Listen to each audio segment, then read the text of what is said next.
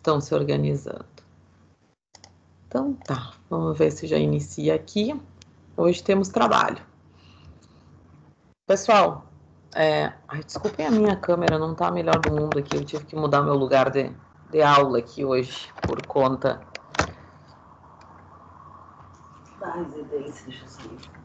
Isso. Boa noite, prof.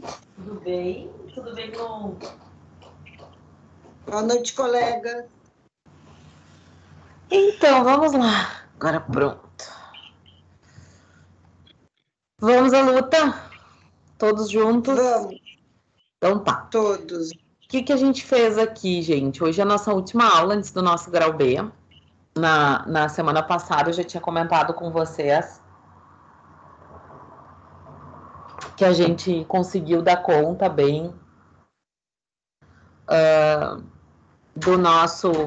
nossa temática, da nossa disciplina, enfim, das matérias que a gente tinha que ver. Só que eu acho importante a gente reservar essa aula para primeiro, né? Então, essa é a proposta de hoje. Primeiro, a gente relembrar alguns pontos importantes, né? Então, pensar alguns pontos, e eu fiz isso pensando algumas questões que eu entendi que são importantes da gente conversar. E depois disso, a gente vai dar sequência e tudo numa mesma toada, como eu digo, né? A gente não vai interromper, assim. Numa sequência, a gente vai se organizar para conversar um pouquinho sobre essa parte mais final que a gente acabou não conseguindo terminar na aula passada, tá? Que foi meio tumultuado por aqui, por casa. Então, a gente vai seguir nessa mesma toada, a gente vai revisar esses pontos. Eu fiz um PPTzinho pegando alguns elementos, né? Não é um PPT estruturado, mas pegando alguns elementos de coisas que a gente já falou, que a gente já conversou em aula, que a gente já trouxe e que são importantes.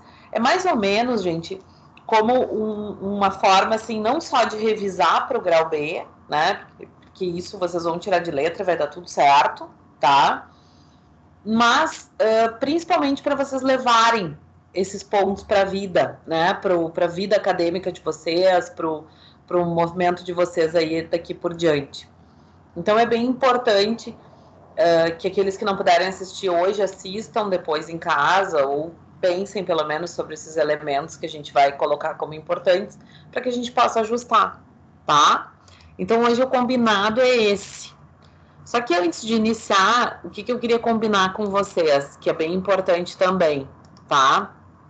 Queria combinar com vocês que na semana que vem, como vai funcionar o grau B, só relembrando, né? Acho que isso é importante para a gente poder ajustar direitinho. Como vai funcionar o grau B? Como a gente está nessa transição para o presencial, foi determinado já algumas semanas, acho que até há mais de um mês, a gente já tinha conversado e tinha comentado que agora as provas não ficam mais uma semana, mas ficam 48 horas, tá? Então, vou pedir a máxima atenção de vocês, isso vai estar registrado lá direitinho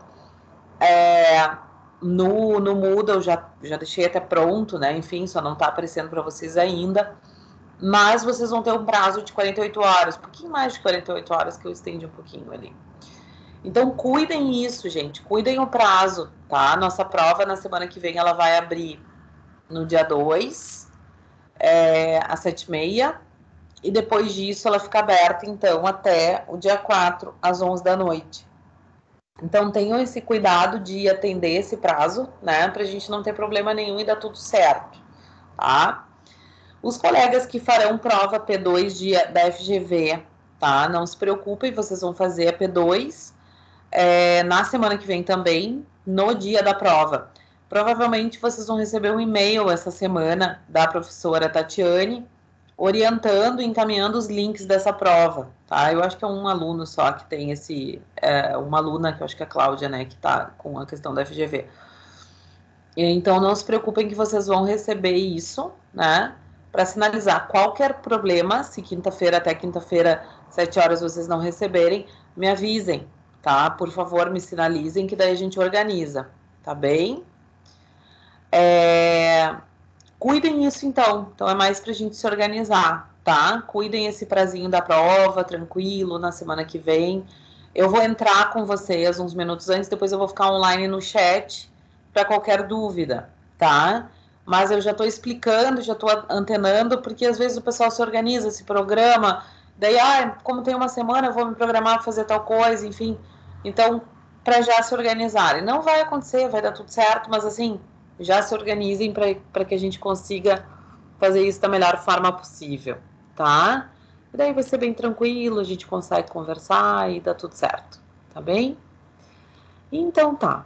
Gente, eu vou chamar de revisão, mas na verdade é uma conversa, né? E é mais pra gente trazer alguns pontos importantes que eu entendi como importantes, como válidos da gente conversar hoje, tá?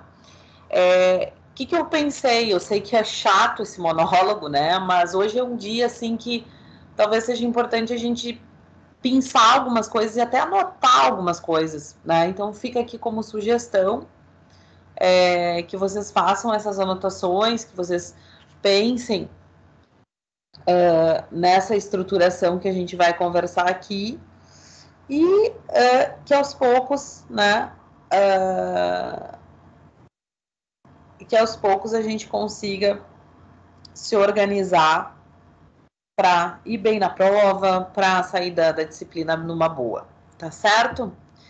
Gente, o que eu queria situar vocês, né? Eu acho que isso é importante, até como um fechamento da nossa disciplina, né? Se vocês olharem o próprio sumário daquele material que a gente passou para vocês e todas as aulas que a gente veio conversando, a gente estabeleceu 5 grandes unidades, né? Então, a gente passeou por 5 grandes unidades durante esse semestre.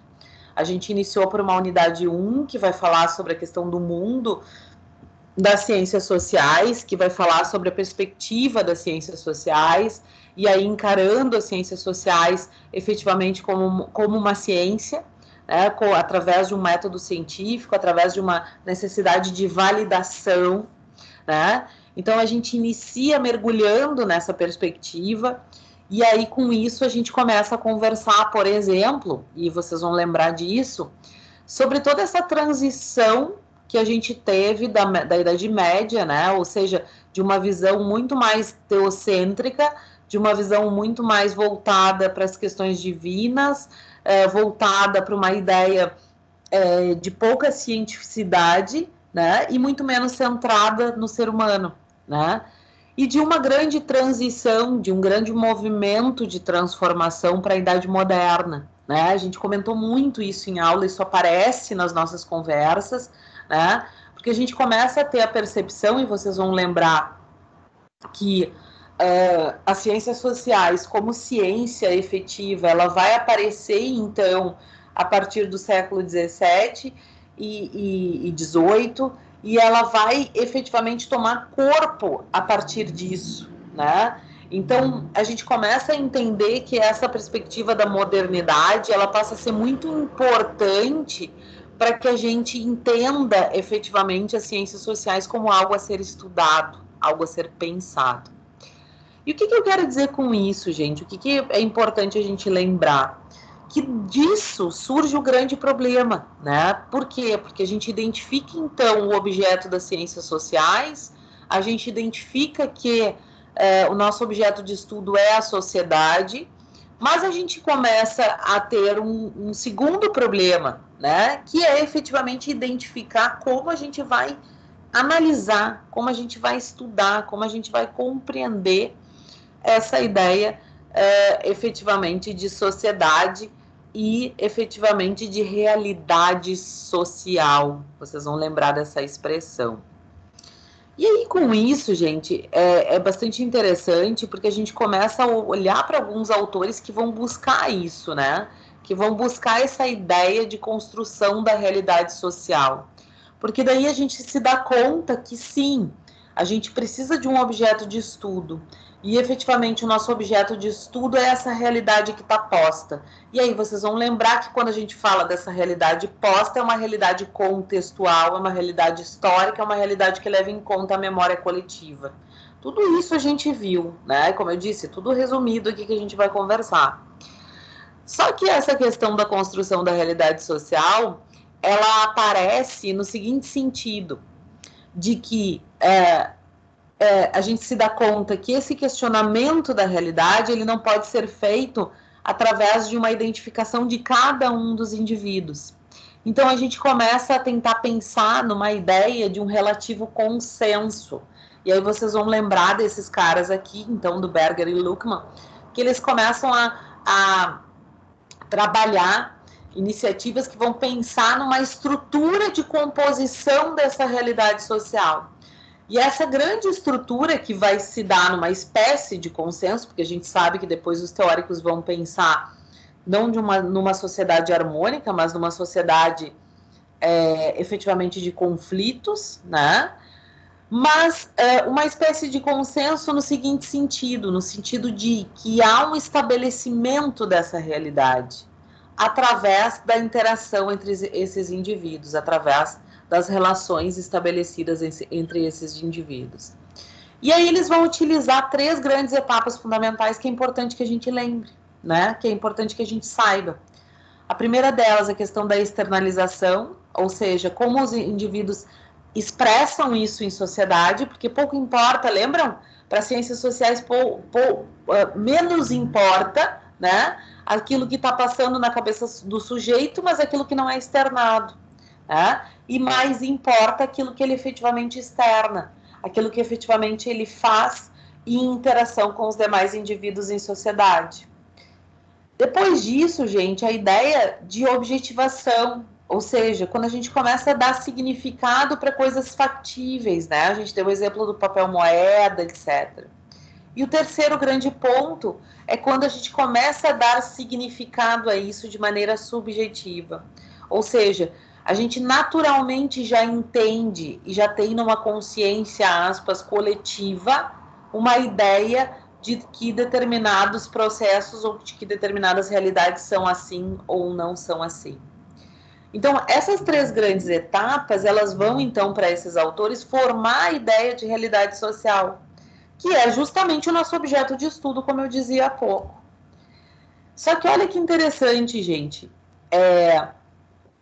e isso é bastante importante, porque a gente conversa sobre isso durante todas as nossas aulas, né? De que as pessoas são diferentes e de que o mundo intersubjetivo de cada um é diferente. Então, é claro que esse consenso, ele é, aspas, relativo, né? Esse consenso, ele não é algo estanque, né? E aí depois a gente vai estudar e vai ver, né? Depois com vários outros autores, a gente vai conversar sobre isso, que essa divergência, esse desvio, essa não harmonização, ela vai aparecer também e vai ser objeto de estudo. Só que o que é importante a gente lembrar, né? Que dentro desse processo de internalização, de efetiva constituição da realidade social, existe uma questão muito importante, e aqui eu faço todos os plim-plims que quiserem aí, assinalem, como quiserem, que é justamente a questão da institucionalização. Por quê? A institucionalização é dizer o seguinte, olha, existem hábitos, existem questões que passam a se tornar automáticas, existem construções sociais que se tornam institucionalizadas, ou seja, são habituais, já são automáticas. Lembram que a gente disse que esses hábitos, eles servem justamente para fazer com que nós possamos fazer algumas coisas de maneira automática, para que a gente não precise pensar e refletir a cada um dos nossos passos? É justamente isso. Esse é o processo de institucionalização. E esse processo de institucionalização, que vai trazer essa ideia de tipificação institucional, ou seja, que vai fazer com que as questões sejam tipificadas de maneira instantânea, que o pensamento se torne de forma instantânea, eles vão ter algumas características, né? Justamente a questão da reciprocidade, ou seja, são questões partilhadas, são questões que vão aparecer dentro da perspectiva social, são questões que vão fazer parte, tipicamente, das ações dos atores, né? E aqui atores no sentido de atores sociais, são questões que vão ser produto de um processo histórico, ou seja, um processo histórico que vai dar conta disso. O hábito, ele não é criado de um dia para o outro. O hábito, ele aparece durante esse processo histórico e faz com que as pessoas comecem a automatizar. E, em certa medida, essa institucionalização, por certo, ela vai criar uma espécie de controle social. Ou seja, ela vai fazer com que esses padrões, eles passem a fazer parte das condutas. As pessoas passam a esperar isso. Lembram da ideia do restaurante, gente? Não esqueçam disso, né? A gente espera que as pessoas vão arrumadas, que elas sentem à mesa e não na mesa, né? Não em cima da mesa. A gente espera que elas não gritem dentro de um restaurante, a gente espera que elas não... Né? Então, isso são condutas já automatizadas. Né? Então, isso faz com que se crie uma espécie de sistema de controle social, que a gente vai ver logo na sequência, né? Que a gente conversa logo na sequência quando a gente começa a falar sobre outras questões importantes. Então, a naturalização desses processos de institucionalização, a ideia do piloto automático, que eu dizia há pouco, né? E a ideia de cristalização efetiva em relação aos indivíduos. Quando a gente falou sobre isso, gente, e aqui eu quero pensar esse ponto, porque ele é bastante importante, talvez seja um dos temas em voga aí, até para vocês trabalharem algumas pesquisas depois, quando vocês forem adiante. Vocês vão lembrar que a gente fez uma discussão muito bacana sobre um dos textos da Simone de Beauvoir, justamente falando sobre ninguém nasce mulher, é uma frase célebre dela, onde ela diz, ninguém nasce mulher, torna-se mulher. O que a Simone de Beauvoir está dizendo aqui? Né? Ela está dizendo o seguinte, olha, estes papéis sociais, vamos acordar, estes papéis sociais desenvolvidos pelos indivíduos em sociedade, eles são criados pelas interações, eles são criados dentro da realidade social. Eles não são tipificações puras e simples pela questão genética, pela questão biológica. Ou seja, o que a mulher deve fazer ou pode fazer, ou como ela deve se comportar, ou como ela não deve se comportar, né? Como ela deve se vestir ou ela não pode se vestir, tudo isso é uma construção social. Porque ela diz assim, e vocês vão lembrar que eu usei essa expressão, é como se o homem nascesse uma folha em branco, né? O processo de socialização, lembram disso? O processo de socialização primária e depois secundária vai acontecer durante a sua...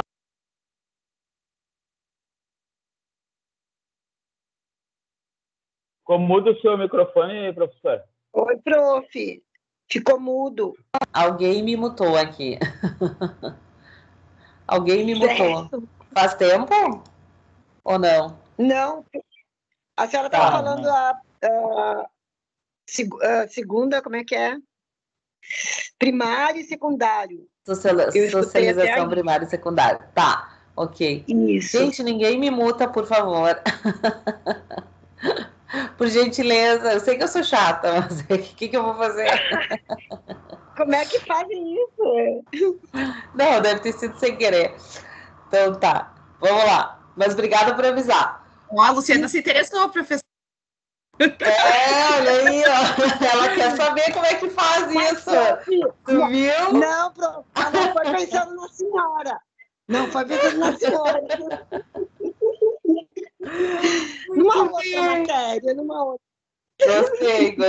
Gostei. Ai, que salve, vocês me matam. Eu nem vi, eu me concentro e esqueço da vida. Então, vão me avisando, senão eu me esqueço. Vamos lá. Professora, adorei, acordem, gente, acorda. Acorda, isso aí, acorda, café, ó, importante. Hoje está todo mundo muito quieto, professora. Não, mas hoje é o dia de ouvir um pouco, tá? Que a gente está no fim aí agora. Agora nós vamos entrar numa batida meio assim para a gente poder dar conta, senão a gente não vai ter tempo de ver tudo, tá? Então hoje é o dia hoje é o dia da democracia aqui. Tô brincando. Não, é que eu acho importante, acho que é válido para a turma, mas aí vocês me digam, senão a gente já muda o empenho. Mas Bacana sim, professora. hoje é o dia da gente ouvir, né? Uma revisão boa. Isso aí. Professor, eu que ativei o mudo, sem querer. Ah, viu? Achei o desviante. Howard Becker, olha aí, eu vou ter que pegar. Querido, imagina. Não, eu sei que foi sem querer, eu só digo porque não fui eu. Eu tô quieta aqui, eu tô com as mãos para cima, que nem italiana aqui falando. Vamos lá, agora acordamos, vamos voltar. Então, gente, olha só, vamos lembrar, né? Quando a gente fala em socialização primária e secundária, vocês vão lembrar que eu disse assim, olha, o ser humano ele começa a entender e compreender a realidade social a partir daquilo que ele conhece. E aí vocês vão lembrar que a gente falou em socialização primária e secundária, quando a gente falou na unidade 2 sobre a questão da identidade social. Lembram? Que a gente disse, olha, tudo bem, agora a gente entendeu que existe uma construção da realidade social, mas ao mesmo tempo a gente tem que entender como é que funciona essa construção da identidade do indivíduo. Como é que funciona essa caracterização? Ah, ela é mulher tem que ser assim, o homem tem que ter essa atitude, a professora tem que se portar dessa forma, o outro tem que ter esse comportamento social, etc. Então, essas construções, elas fazem parte do que a gente chama de processo de socialização. E esse processo, ele tem duas grandes etapas, nós falamos disso, né? O primeiro deles, o processo de socialização primária, onde a gente vai ter uma estruturação muito vinculada ao vínculo familiar. Lembram disso? Né? Que a criança nasce, lembram dos bebês que a gente viu? Né? Todas aquelas formas de tratamento dos bebês nos mais diversos lugares do mundo. Né? E aí a gente se surpreendeu com aquilo, com o afeto das mães, com a forma de dar afeto, com a forma de cuidar das crianças, com a forma de efetivamente socializá-las. E aí a gente lembrou que a importância do vínculo familiar, seja ele qual for, mas do vínculo doméstico nessa socialização primária, ela é fundamental, porque a criança é como se ela aprendesse pelos olhos dos pais, né? Então, esse processo, ele avança para a escola, e aí a gente conversou muito sobre as questões de escola, teria muitos exemplos para a gente conversar hoje aqui, mas enfim, vai ter que ficar para um semestre que vem, mas a gente conversou com a questão da escola, que é a primeira grande porta que nós vamos ter para o início da socialização secundária. Ou seja, quando eu começo a aprender e a entender e a compreender e a formar minha identidade social, não mais a partir do meu vínculo doméstico, do meu vínculo familiar, não só a partir disso, mas também a partir da minha convivência social, dos universos sociais onde eu vou participar. E aí, a partir daí, a gente começa a ter a ideia de socialização secundária. Então, essa criação da identidade social, ela passa muito por essa ideia de construção da realidade e de tipificações. E Simone de Beauvoir é um grande exemplo para a gente lembrar que o que ela quer dizer com isso? Ela quer dizer que os papéis sociais são criados durante a vida, né? Não é algo determinante através pura e simplesmente da questão biológica, das questões naturais. Então, lembrem disso, gente, lembrem disso, que isso é bastante importante para a gente entender. E aí, gente, surge um cara bastante interessante, que ele vai dizer o seguinte, né, eu já tô nesse nível, porque ele vai dizer o seguinte, olha, pera lá, né, se a gente entende que efetivamente existe uma ideia de identidade social, a gente tem que ter uma forma, né? A gente tem que ter uma forma de tentar entender como essa identidade social vai se caracterizar. E aí vocês vão lembrar que esse era o grande desafio, né? Como eu disse para vocês, poxa, a gente falou do homem cordial, lá do Sérgio Buarque de Holanda, né? Que isso já veio em provas anteriores. A gente falou dessa ideia de identificação entre as pessoas e, ao mesmo tempo, de identificação das pessoas, né? Aquele é brasileiro porque é o jeitinho brasileiro, ele é um lord inglês, né? O outro etc. Então, essa identificação, ela passa a ser um desafio também para as ciências sociais. Por quê? Porque eu tenho que entender como é que eu vou enxergar isso, né? Como é que eu vou enxergar esse movimento, como é que eu vou fazer com que essas características apareçam efetivamente. E aí a gente vai lembrar da teoria dos tipos ideais vinculadas a Weber, né? E aí Weber vai trazer 3 grandes tipos ideais. Lembram que eu disse para vocês, olha, o que ele faz? Ele exacerba, ele joga lá em cima as características daquele tipo ideal e faz com que eles sejam o padrão, o patamar, aquilo que deve ser comparável. E dessa conversa toda, ele surge 3 grandes tipos de dominação. Né? Ele vai dizer assim, olha, existem 3 grandes tipos de dominação que vão estabelecer esses tipos ideais. A primeira delas é justamente a dominação legal, ou seja, uma dominação burocrática. Não esqueçam disso, gente, levem para a vida isso, tá? Então, uma dominação burocrática, uma dominação vinculada à ideia de superioridade, uma dominação vinculada à ideia de que as regras, de que as normas, de que as leis têm esse condão de estabelecer os tipos ideais. Então, vejam, esse regramento, essa ideia de vinculação à regra estatuída, ela tem uma perspectiva muito vinculada à questão da impessoalidade. Ou seja, se eu jogo para a questão legal, se eu jogo para a ideia de que a dominação legal ela é estabelecida através de regras, eu estou dizendo o seguinte, olha, este tipo ideal de dominação, ele não se refere a uma obediência, como diz na nossa primeira frase, a uma obediência direta à pessoa, mas sim uma obediência direta à regra, à norma. E por isso ela é burocrática, né? Então, essa lembrança ela é bastante importante. E aí a gente traz exemplos, né? Vocês vão lembrar da questão da própria estrutura da União, da estruturação do Estado, da organização estatal, né? E aí falamos aqui da própria estrutura da administração pública, de como ela foi formatada para que as realidades ficassem mais vinculadas a isso, né? Tivessem características semelhantes e organizadas, né? Então isso é bastante importante. Depois disso, gente, vai entrar aquilo que a gente chama de dominação tradicional, ou seja, dominações vinculadas a uma questão mais patriarcal, né? Nós falamos da ideia dos senhores, né, em relação aos seus súditos, da ideia, e aqui comentamos até sobre a questão do próprio coronelismo ainda presente no Brasil em certa medida, né? E aí aqui nós já passamos para uma ideia de pessoalização.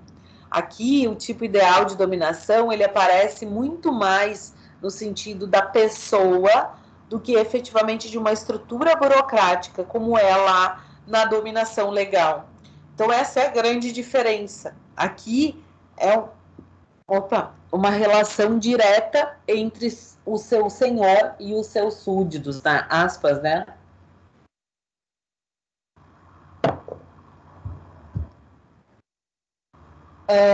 Isso é bastante importante, gente, porque essa expressão, quando ela vai falar em dominação tradicional, ela vem justamente dessa questão da determinação por tradição. É aquela velha história quando a gente diz assim, isso sempre foi assim. Isso por aqui são as regras são assim, mas não tem regras. Não tem regras escritas, não tem algo estatuído, né? Então, a grande diferença da dominação legal para a dominação tradicional é que aqui a gente está falando em uma dominação determinada por aquilo que se perpetuou no tempo, né? Que se tornou tradição entre aquelas pessoas, se tornou algo mais habitual.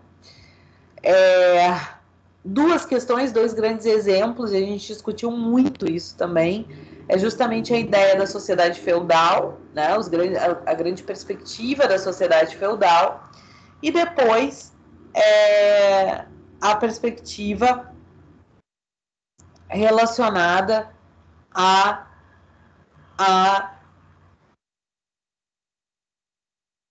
a própria questão familiar, né, e como isso vai se dar. Deixa eu só colocar aqui. Nossa, estou todo mundo meio gripado com essa história de mudança de tempo.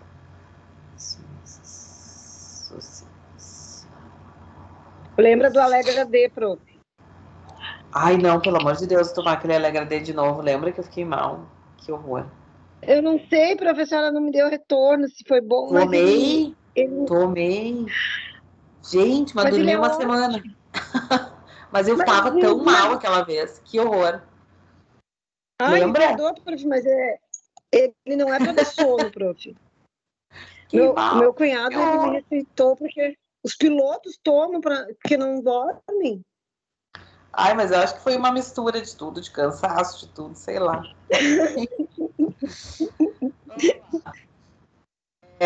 E depois, gente, aquilo que a gente chama de dominação carismática, né? A ideia de devoção pelos dotes daquela pessoa, ou seja, a ideia de heroísmo, de poder intelectual, né? Enfim, é uma adesão, eu chamo e uso essa palavra, né? Mas é uma ideia de adesão em razão do carisma dessa pessoa, né? Daquilo que ela passa, daquilo que efetivamente ela consegue traduzir para as demais. Aí tá lá os nossos amigos aí. Gente, quando a gente fala disso, então, e dentro dessa mesma perspectiva, a gente vai lembrar, claro, vocês vão ver que a gente está dando saltos, né? Mas a gente está indo para tópicos importantes aqui. A gente vai lembrar que quando a gente tratou na unidade 2 sobre a questão da construção da identidade social, uma das questões que nos ocupava e que nos preocupava em certa medida era justamente sobre essa ideia de construção da realidade social a partir das regras que são, aspas, estatuídas por, aspas, um consenso relativo entre as pessoas. E aí a gente usou um autor bastante importante, então a gente trouxe Michel Foucault para a nossa conversa, quando a gente começa a falar sobre uma ótica diferente que ele vai ter sobre a questão da sociedade. Porque ele vai dizer assim, ok, as regras são estatuídas, as regras são pensadas assim, mas na verdade, o que ele vai dizer? Ele vai dizer que as regras sociais e a construção da realidade social é pensada no sentido de dominar, no sentido de efetivamente estabelecer uma relação de disciplinamento. Ou seja, ele vai dizer assim, olha, existem regras que são tidas no sentido de trazer uma sociedade disciplinar. E aí vocês vão lembrar da prof dizendo, né? De disciplinar corpos, né? Dizendo assim, olha, a gente tem que pensar no disciplinamento de corpos, ou seja, a gente tem que entender e tentar colocar as pessoas de maneira que elas consigam, de maneira que elas tenham uma perspectiva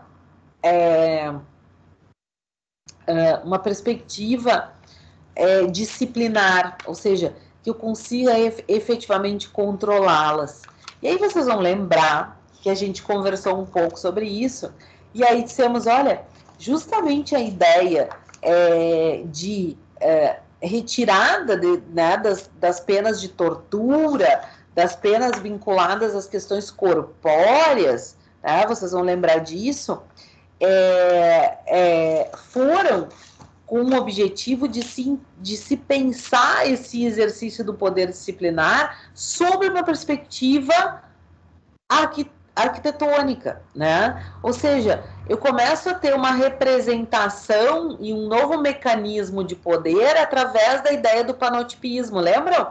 Onde eu tenho um indivíduo ao centro que vai controlar todos os outros. Eu, no centro, posso enxergar, mas os outros não conseguem me enxergar.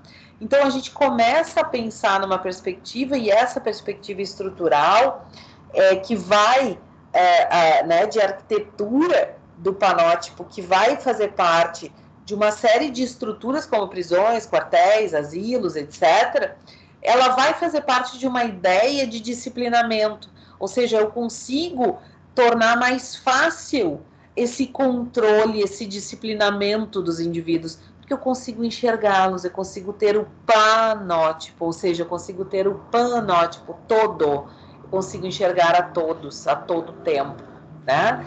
Então, essa perspectiva dele, ele traz uma questão muito importante, gente, e isso é fundamental que a gente entenda.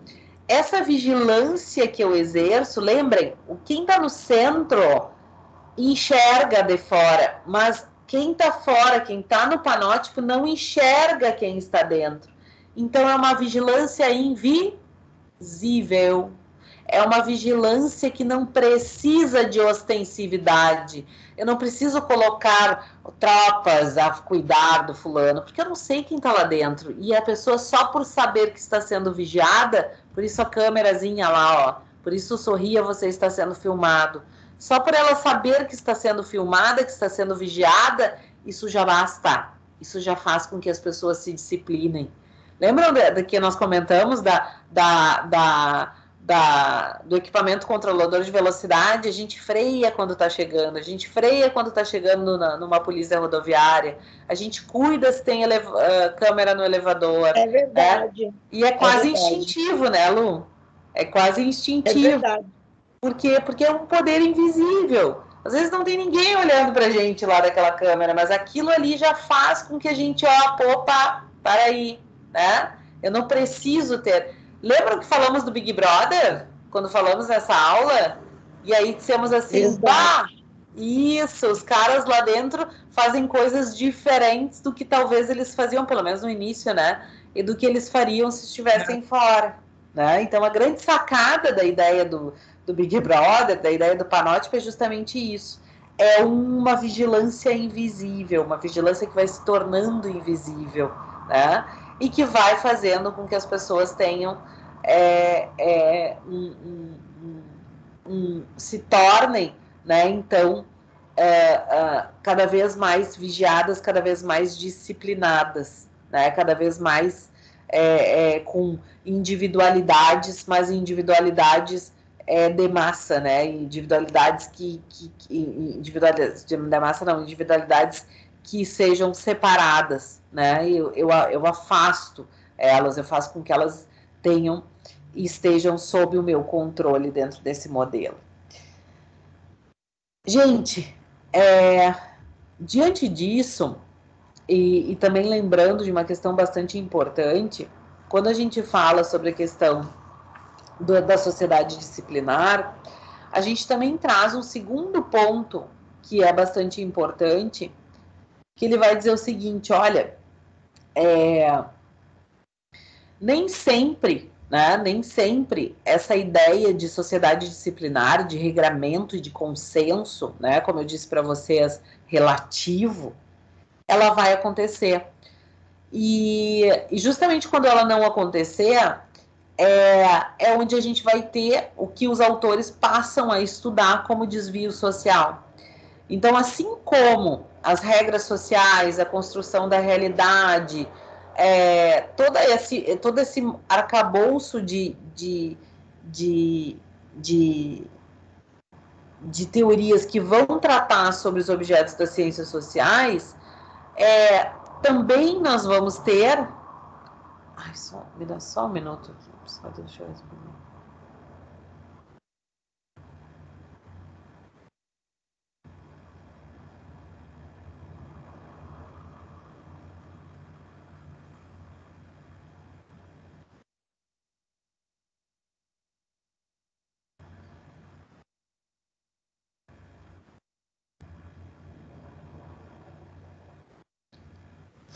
Esse arcabouço, então, de teorias que nós vamos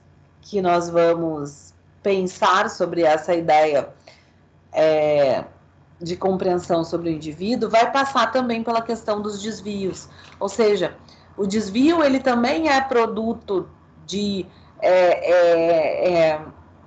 uma interação social. O desvio também é parte da realidade social. E aí, um dos autores que vai se ocupar disso, e a gente conversou sobre isso, é justamente Becker. Howard Becker vai se ocupar da ideia dos desviantes, dos marginais desviantes, né? Ou seja, como é que a gente enxerga isso? Como é que a gente encara esse grupo como infrator em relação às regras? E aí ele vai trazer, então, esse exemplo dado por Malinowski, a gente chegou a conversar sobre isso, e ele traz uma série de outros exemplos, tá? Pensando nessa ideia de que nós vamos ter um ato tido como desviante justamente por aquilo que a sociedade compreende que é, né? E aí a gente vai lembrar desse caso aqui, o caso do incesto, né? Que é claro, um caso, digamos assim, impactante, porque ele diz assim, olha, ele acaba se suicidando em razão da imposição pública, de ter sido exposto publicamente, sendo que veladamente as pessoas o incesto era tido como algo tácito, mas pelo fato de ter sido se tornado repudiado, né, de maneira pública, ele faz então com que ele se suicide. E essa questão bastante interessante está justamente vinculada com as questões dos tabus, né? E aí a gente vai lembrar, e a gente chegou a olhar esse videozinho falando sobre a questão do Romeu e Julieta, né? Então a gente lembrou que justamente esses comportamentos que saíam do padrão ou que estavam em desacordo com aquilo que era tido como regra social ou tido como tradicional dentro da estrutura de sociedade, acabava sendo tido como um tabu, como algo a ser questionado do ponto de vista social. E Romeu e Julieta é um grande exemplo, né? É um exemplo clássico aí que a gente vai ter justamente da questão do desvio social. Aqui não é um crime, aqui não é necessariamente um crime, né, estatuído como tal, mas, na verdade, nada mais é do que um desvio social, ou seja, uma conduta que não está de acordo com as regras sociais daquele momento histórico, daquele contexto social, daquele contexto tradicional que ali é posto, tá bem? Então, para a gente lembrar dessa questão do Howard Becker e de como ele traz isso dentro dessa ideia. Muito bem. Gente, nossa, eu vou tomar uma água, peraí, um minuto.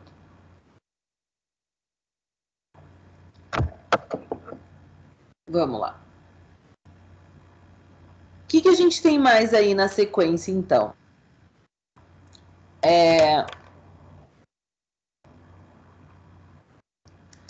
Quando a gente fala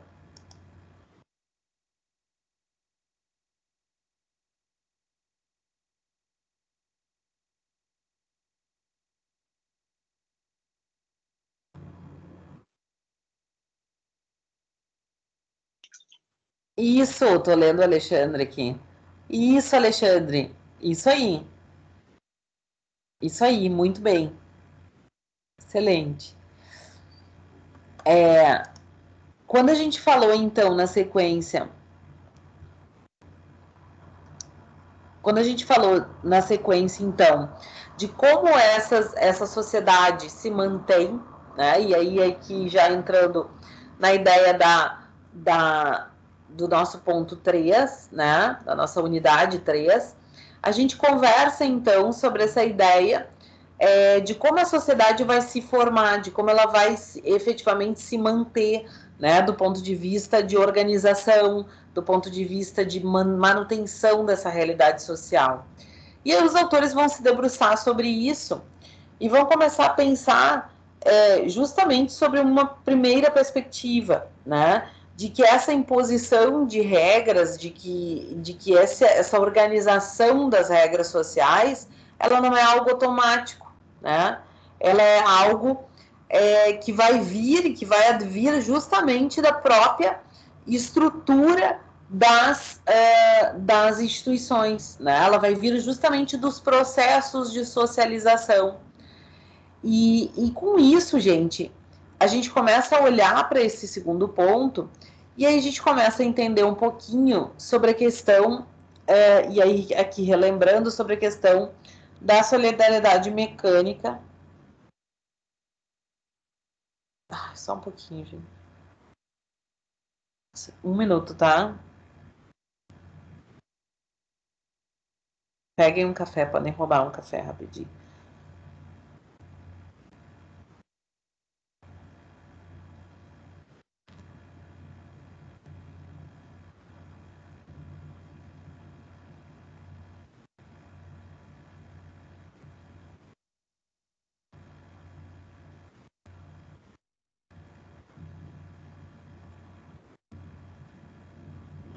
Endereçada.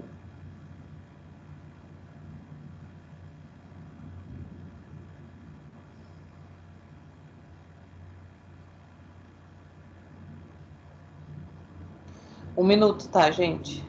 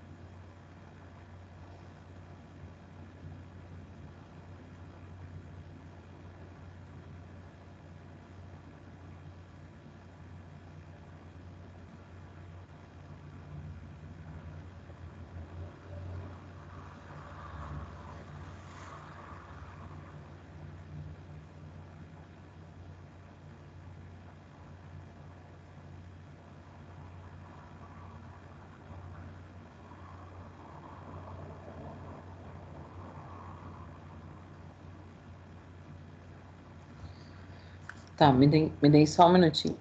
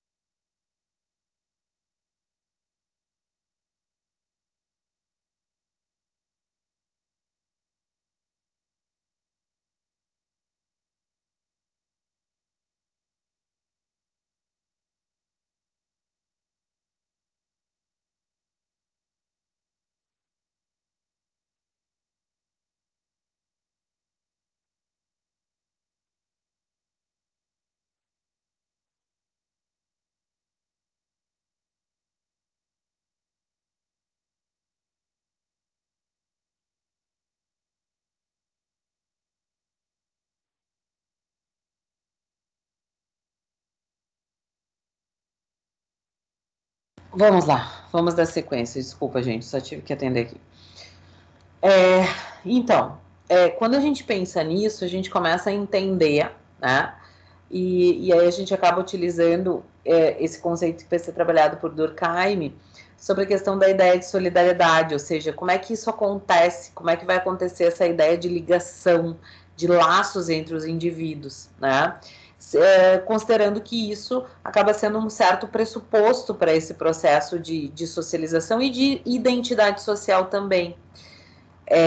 Dentro disso, a gente vai ter dois grandes pontos, né? Um primeiro ponto que é uma ideia de solidariedade mecânica, ou seja, no sentido de organização mais vinculada a uma ideia de comunidade, uma ideia de sentido único, né? Ou seja, uma ideia trazida aí da época das comunas, como eu disse para vocês, né? No sentido aí ainda da época medieval, ou seja, onde as pessoas se ligam de maneira mais direta, de maneira mais efetiva, né? A própria questão da sua sociedade ou daquela que se considera, e no sentido de uma solidariedade mais orgânica, ou seja, e aqui a gente conversou muito sobre a questão da sociedade pós-revolução industrial, ou seja, uma sociedade marcada pela divisão do trabalho, uma sociedade marcada por uma ideia de estruturação social muito mais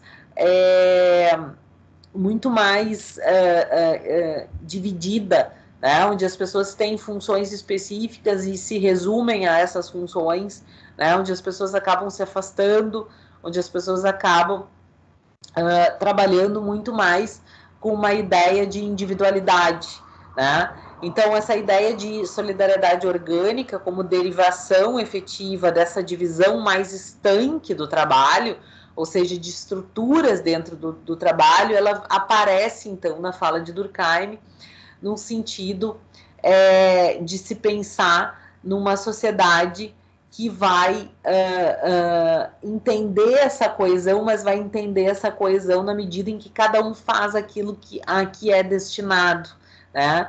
Então, essa ideia de consciência coletiva, de comuna, de todos vão fazer em grupo, de que tudo faz parte do grupo, ela acaba se perdendo dentro da ideia de solidariedade orgânica. E dentro disso, gente, e esse é o grande ponto que a gente vai trazer quando a gente fala, então, sobre essa questão da divisão social do trabalho e da manutenção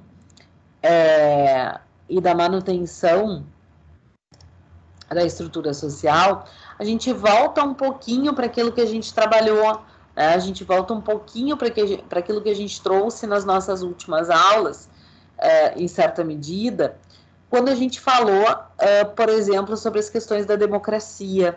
E aqui eu queria fazer algumas referências, ainda que a gente não necessariamente esteja somente com o PPT, mas algumas referências que são importantes para a gente lembrar, né?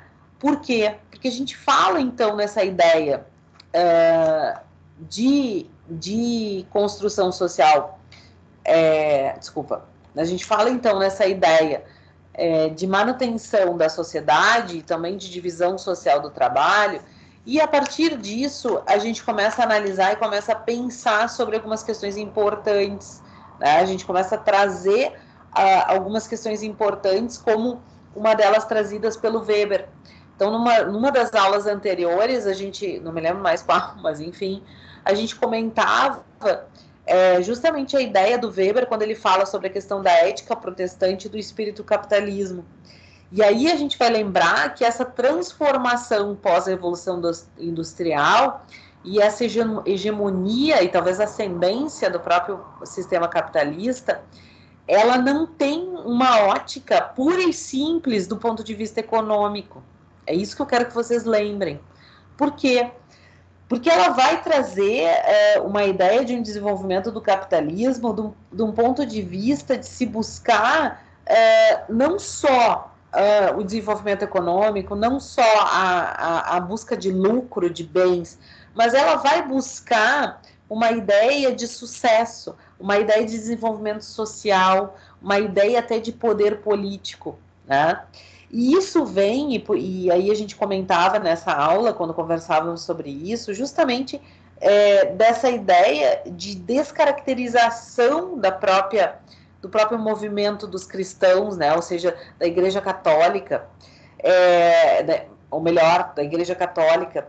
Por quê? Porque a gente vai dizer assim, e Weber vai afirmar isso, né, porque ele vai dizer o seguinte, olha, a ética protestante, ela na verdade, ela quer tentar fazer com que se entenda que não é feio se buscar uma organização de vida, um sucesso profissional, não é feio se entender e efetivamente se ir atrás, né, do sucesso econômico. E, na verdade, isso é uma forma de se pensar e de se entender que o desenvolvimento do capitalismo, ele também acompanhou as mudanças religiosas.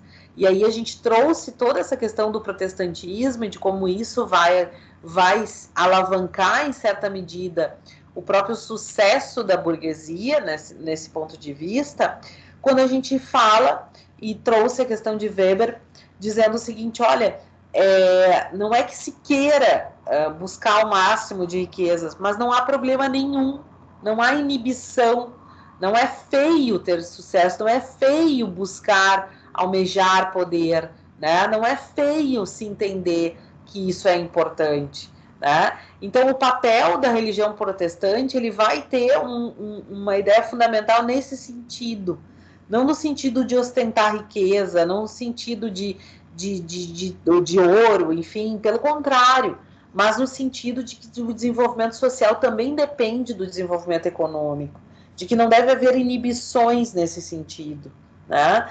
Então, esse é um grande movimento que vai aparecer nessa perspectiva.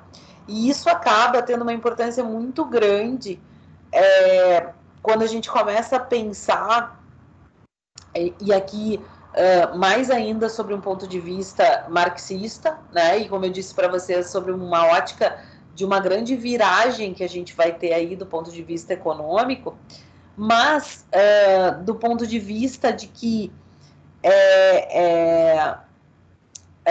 existe uma certa autonomia desse processo, né? E Marx, ele vai utilizar uma expressão que se chama caráter fetichista da mercadoria, ou seja, as coisas, o capital, né? O movimento que o capitalismo vai trazer, e por isso a referência que Marx vai fazer ao capital está muito vinculada com essa ideia de que o capital passa a ser o centro do movimento, do acirramento das lutas de classe, né? Marx vai dizer o seguinte, olha, na verdade a mercadoria, ela acaba tendo uma aparência de autonomia, né? Ela faz com que as coisas comecem a ter significados sociais, né? Ou seja, a mercadoria, aquilo que se tem, aquilo que circula como capital, ele começa a fazer sentido do ponto de vista social, e mais, passa a determinar, e por isso o fetichismo, né, passa a determinar a própria estruturação das relações sociais. Então isso acaba sendo bastante importante para a gente pensar nessa ideia, né? Eu sei que a gente não conseguiu explorar muito isso, mas é importante que a gente pense sobre essa ideia do fetichismo da mercadoria, né? Então, chega-se a um ponto em que a mercadoria, a mercancia, ela é tão importante do ponto de vista econômico, que isso toma um vulto social. E aí Marx diz, olha, a representação da mercadoria, ela passa a ter um significado. E se a gente for olhar, gente, para isso hoje, né? Se a gente for trazer um pouquinho para os movimentos de hoje, será que a gente não tem isso nas mais diversas áreas aí das nossas ciências sociais? Será que a gente não enxerga, talvez, no consumismo exacerbado, na ostentação, quando a gente fala na questão do crime, né? Será que a gente não enxerga isso? E aqui fica para a gente pensar, né? Como é que esse culto à mercadoria, ao ter, né? ao poder, por aquilo que se tem? Será que isso não aparece em certa medida dentro das nossas sociedades? E é justamente sobre isso que Marx vai traçar esse movimento. E aí, com isso, gente, e aqui a gente já vai aos poucos indo mais para o final do que para o começo aqui da nossa conversa, a gente começa a olhar, e falamos na aula passada, sobre a questão da democracia em Tocqueville, né?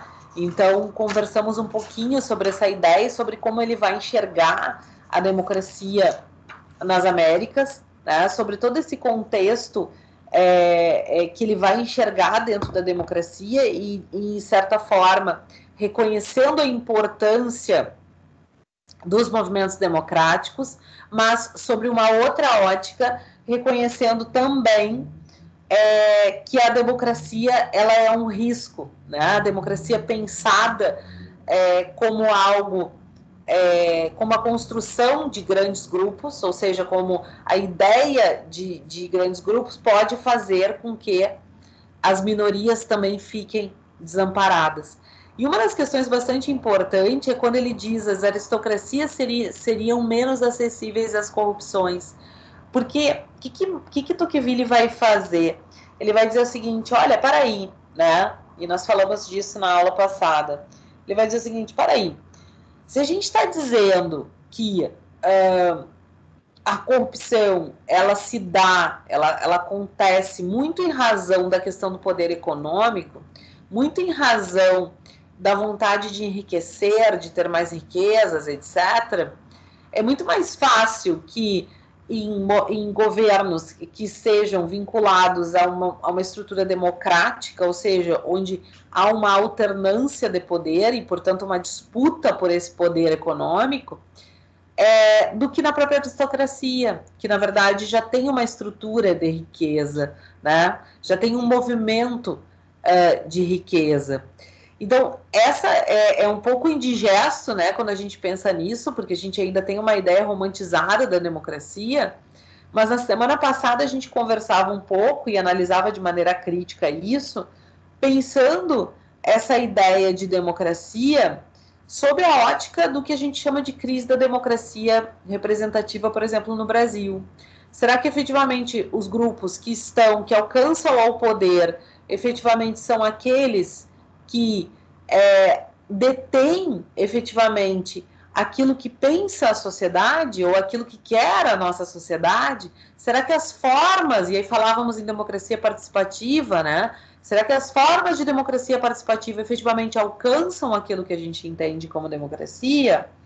Então, esse é o grande ponto, né? Esse é o grande ponto que nós vamos ter. Então, vejam, ele justamente inverte, ele vai dizer o seguinte, olha, as aristocracias são menos acessíveis à corrupção, né, do que as próprias democracias. Olha que interessante, olha que marcante isso para a gente pensar. E Tocqueville, quando fala sobre isso, e aqui falando um pouquinho também sobre democracia, acaba sendo bastante importante a gente relembrar e a gente trazer isso, como a gente trouxe um pouquinho na aula passada, justamente essa ideia das teorias das elites. A gente conversou sobre isso na aula passada, até está por aqui em algum lugar. Brincando. Mas a gente conversou um pouquinho sobre a teoria das elites, pensando justamente na questão das oligarquias. Lembram disso? A gente falou sobre a questão das oligarquias, por quê? Porque normalmente a ideia da poliarquia ou das oligarquias é justamente pensar não numa estrutura necessariamente aristocrática, onde a gente tem um determinado grupo e esse grupo é o grupo mais rico ou o grupo mais nobre de determinado local, mas a ideia das oligarquias no sentido de dominação por pequenos grupos. E aí a gente conversou um pouco sobre a própria estruturação partidária ou política partidária dentro da estrutura do Brasil, né? Será que a gente não vive em certa medida, uma ideia de vinculação às próprias oligarquias? Será que essa estrutura de lei de ferro, como a gente chama, né, das oligarquias, onde a gente estrutura e efetivamente vincula determinados grupos, não faz com que se tenha dentro das organizações, dentro dos sindicatos, dentro dos partidos políticos, uma certa definição de grupos e, por vezes, né, de... me fugiu a palavra. E, por vezes, a alternância desses grupos dentro do poder, né? Será que isso também não é interessante? E essa é uma das grandes críticas que esses autores e alguns autores depois vão fazer, como Roberto Michels, por exemplo, quando eles vão falar sobre essa estrutura oligárquica, dizendo o seguinte: olha, é inevitável que a gente tenha a formação desses grupos. Então, em certa medida, quando a gente pensa na ideia de estruturação democrática, é inevitável que a gente tenha conflitos e estruturação de pequenos grupos, né? Então, por isso, a grande discussão e o grande ponto que a gente vai ter quando Tocqueville vai questionar a questão da democracia na América, que, por um lado, como ele dizia, né, é uma democracia que que cresce de maneira exponencial, que busca abraçar o máximo de indivíduos, mas que, ao mesmo tempo, se torna mais vulnerável do ponto de vista da própria corrupção do que a própria estrutura aristocrática. Tá bem? Muito bem. Gente, meu Deus, a minha voz já tá indo, mas vamos lá.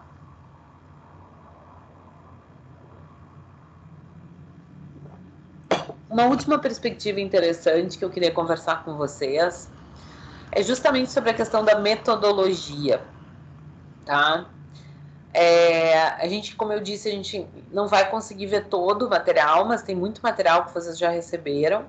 Só que eu queria ver esse ponto em específico da unidade 5, que é justamente falando sobre essa ideia do método e do artesanato intelectual.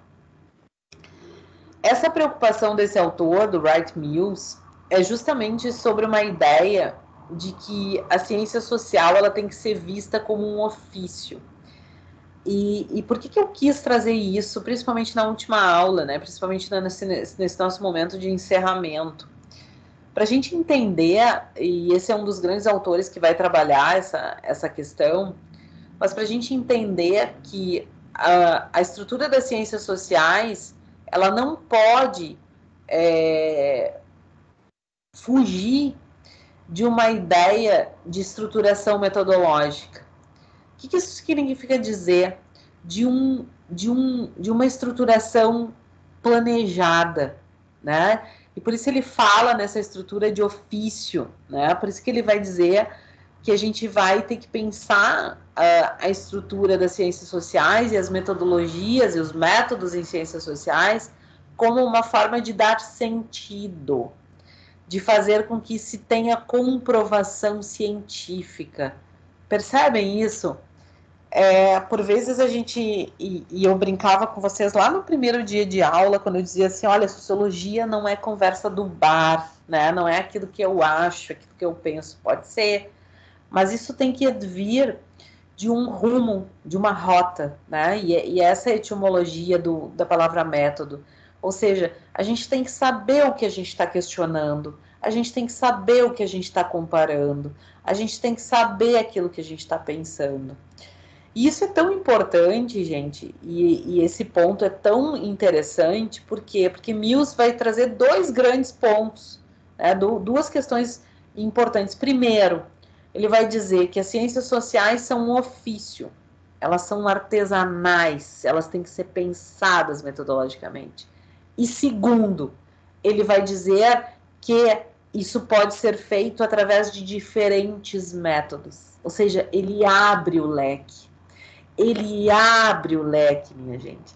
E por que ele faz isso? Olha lá, né? Vamos olhar para as aulas e vamos olhar para os movimentos que a gente vai fazer durante esse período, durante todo esse nosso semestre. Ele vai trabalhar isso justamente por uma ideia de que a sociedade ela é algo contextual, ela é algo que vai acontecer e que ela vai mudar e que ela vai se transformar e que ela vai ter formas diferentes. Olha a questão da pandemia, gente, vamos lá, vamos juntos agora, pouco, né? Toda a questão que a gente viu, por exemplo, lá no início das nossas aulas, pensando sobre a ideia de pesquisa social do ponto de vista da estruturação da pandemia, da estruturação do isolamento social, da importância do isolamento social para se pensar nisso. Então, olha só, será que, pensando numa situação tão atípica como foi a pandemia agora, ou a própria questão da internet, né, um movimento que a gente vive a partir do nosso século, então, do nosso século atual, sobre a questão das mídias sociais, né? Então, vejam, o método, ele tem que variar, ele tem que ser repensado, ele é artesanal, ele tem que ser organizado de acordo com aquilo que quer a pesquisa social. Isso é tão interessante e é tão distante das próprias ciências naturais, porque nas ciências naturais a gente vai ter normalmente o mesmo caminho, né? A gente vai para o laboratório, vai olhar, vai papapá, né? Normalmente a gente vai ter o mesmo caminho a seguir. E ali não, né? Dentro dessa estrutura a gente vai começar a pensar numa ideia de estabelecer métodos que sejam melhores para o rendimento daquela determinada pesquisa. E é esse o grande sacada de Mills, quando ele vai dizer assim, olha, eu posso ter tantos métodos qualitativos quanto métodos quantitativos. Pouco importa. É importante que eu consiga entender e justificar o porquê dessa metodologia, o porquê que eu vou utilizar isso. É isso que vale, para que eu consiga entender como eu vou fazer e como eu vou estabelecer essa pesquisa. O que é método qualitativo, gente? Método qualitativo é coleta de dados do ponto de vista de conteúdo, percebem? Por isso qualidade, né? Eu vou buscar entender e compreender e captar métodos que me alcancem informações para além de dados numéricos, para além de quantificações, como são nos dados qualitativos. E é extremamente interessante porque nos dados qualitativos, dificilmente eu vou conseguir estruturar uma quantificação. Normalmente, nos dados qualitativos, eu vou ter que fazer uma análise pontual de cada um deles, diferentemente dos dados quantitativos. Ah, mas eu posso utilizar ambos os métodos? Sim, é justamente isso que Mills vai dizer. Mills vai dizer que o nosso olhar tem que ser pensado, né, como ele diz aqui, sobre uma tradição weberiana, ou seja, pensado em uma comparação com uma estrutura de exacerbação de características lá da ideia dos tipos ideais, entre outras questões, mas tem que ser pensado também dentro de uma estrutura não de coesão, né? Não de estruturação harmônica, mas de estruturação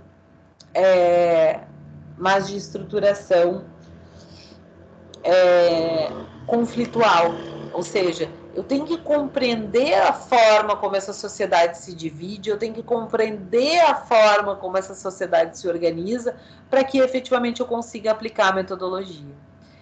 E é isso que ele fala quando ele fala sobre o artesanato intelectual.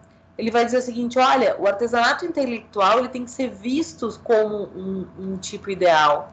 Ele tem que ser pensado de uma maneira,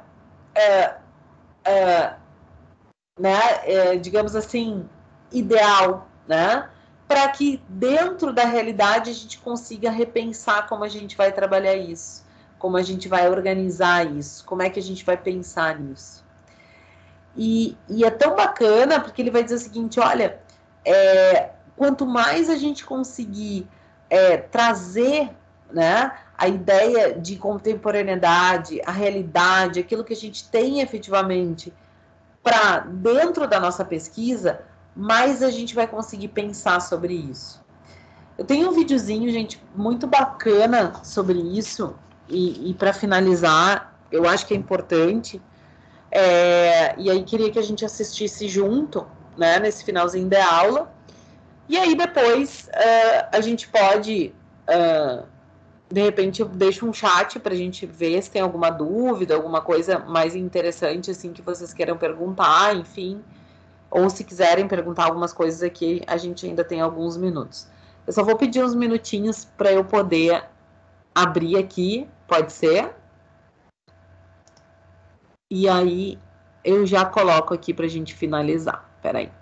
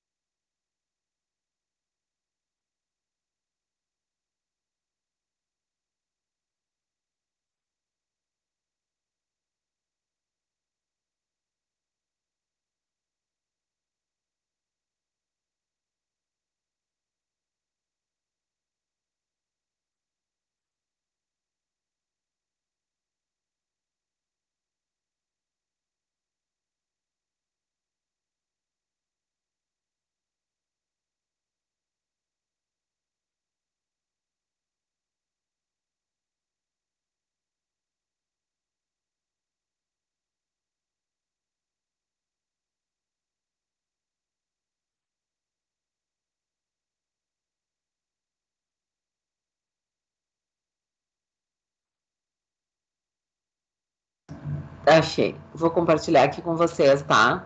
E vou abrir o som aqui pra gente ver juntos. Ou vocês preferem assistir aí? Acho que é melhor, né? Vou compartilhar, daí vocês assistem aí, que daí não fica na gravação. Que daí não fica... Depois não tem que ficar cortando a gravação.